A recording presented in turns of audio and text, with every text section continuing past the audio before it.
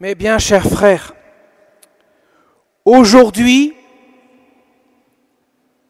dans la vie de David, vous est né un sauveur, qui est le Christ, le Seigneur. Voilà ce que l'ange du Seigneur dit au berger.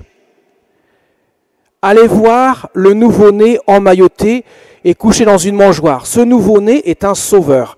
Son nom d'ailleurs l'indique, son nom c'est Jésus, et Jésus veut dire Dieu sauve.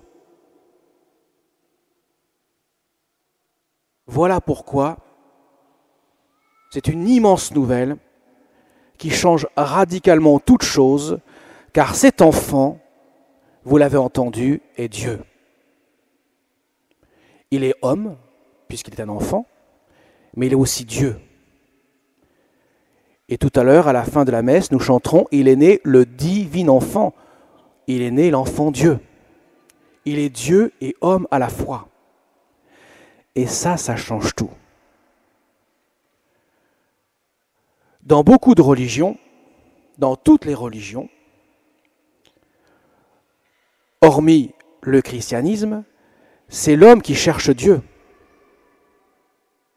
C'est l'homme qui va à la rencontre de Dieu, ou du moins qui cherche, avec quelques balbutiements, Dieu. Dans le christianisme, qui a commencé déjà bien sûr avec le judaïsme dans l'Ancien Testament, l'Ancienne Alliance, ce n'est plus l'homme qui cherche Dieu, c'est plutôt Dieu qui vient à la rencontre de l'homme.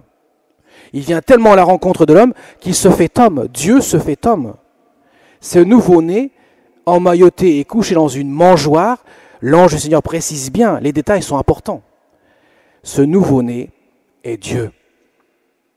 Et ça, c'est une immense joie, une immense bonne nouvelle pour nous, pour chacun d'entre nous, car nous le savons tous, il y a quelque chose de terrible qui nous arrivera tous un jour, c'est la mort.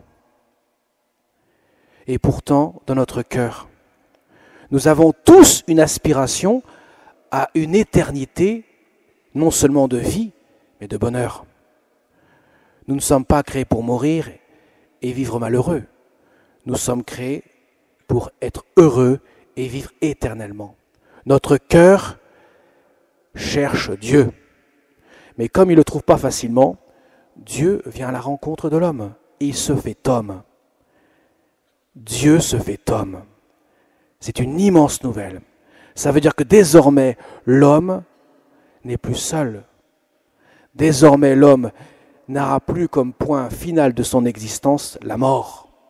Puisque Jésus, comme son nom l'indique, Dieu sauve. Il vient sauver l'homme de la mort.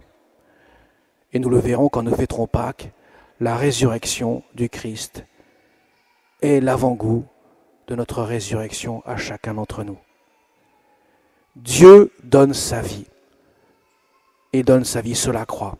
Voilà pourquoi l'ange du Seigneur précise ce nouveau-né est couché dans une mangeoire. La mangeoire, on met de l'aliment dans une mangeoire. Ce n'est pas adapté pour être un landau. Généralement, on ne voit pas des nouveau-nés naître dans une mangeoire.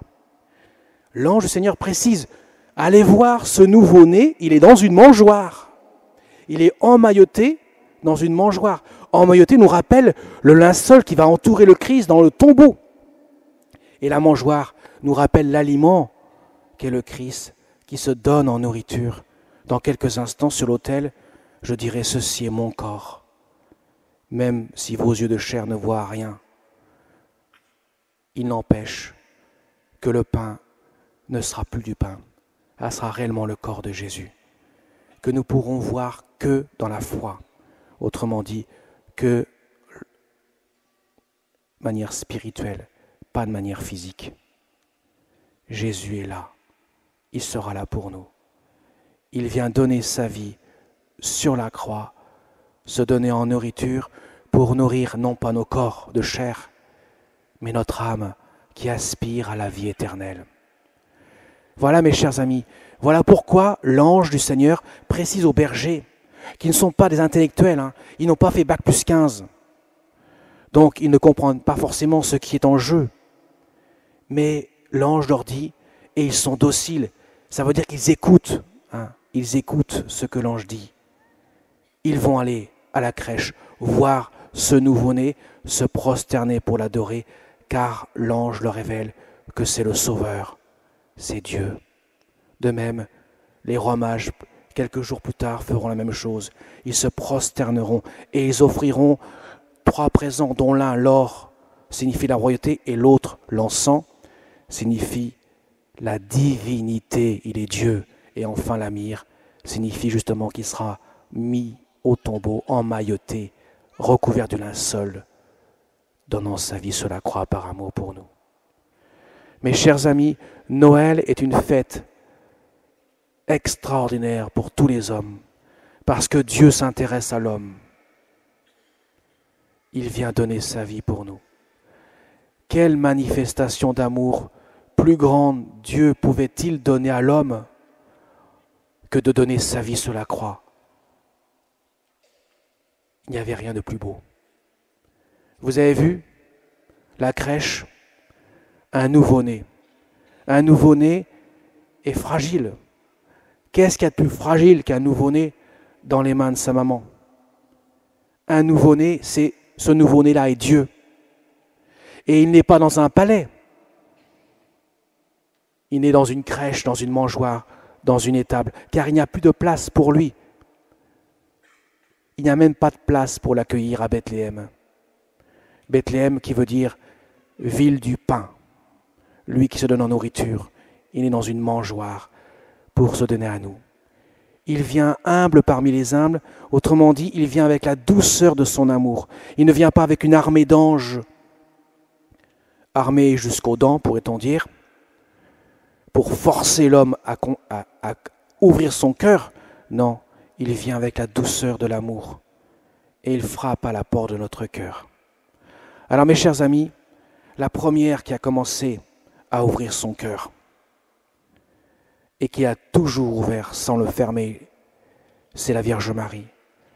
La première qui a dit oui à Dieu, c'est la Sainte Vierge. Alors, à la fin de la messe, nous la chanterons. Nous chanterons la Vierge Marie pour demander à la Sainte Vierge de nous aider aussi à dire oui à l'amour de Dieu.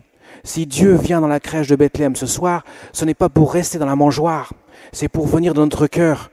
Autrement dit, mes chers amis, ouvrez vos cœurs pour que Dieu puisse venir dans votre cœur et donner son amour. Il ne pourra le faire que dans la mesure où vous ouvrez votre cœur. Si vous n'ouvrez pas, il ne pourra rien pour vous, car Dieu respecte profondément notre liberté, bien plus que l'homme pour lui-même. C'est le message que Jésus nous donne en cette nuit de Noël. La nuit qui va commencer à laisser place au jour, puisque nous savons, à partir de cette date, les jours commencent à s'allonger.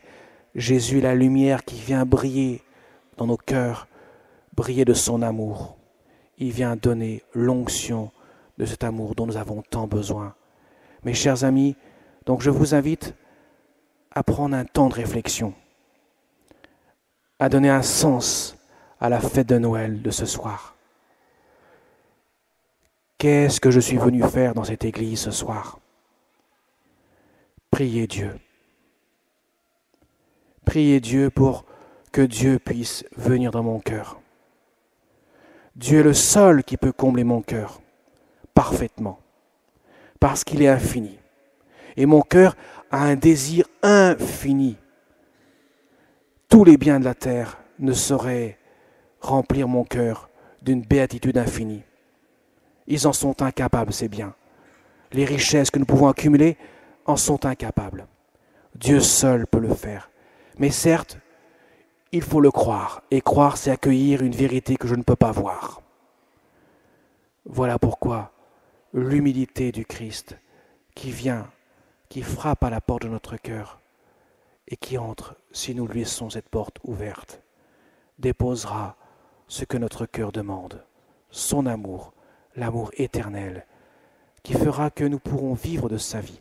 Car l'éternité, après la mort, mes chers amis, l'éternité n'est pas autre chose que de vivre de la vie de Dieu. Ce à quoi Dieu vit éternellement, ce quoi que Dieu est parfaitement heureux, c'est son bonheur éternel qui n'est autre que son amour éternel. Alors demandons à la Sainte Vierge d'ouvrir nos cœurs, de préparer nos cœurs à cette grande fête de Noël où Jésus veut séjourner dans notre cœur pour y demeurer, pour l'habiter. Amen.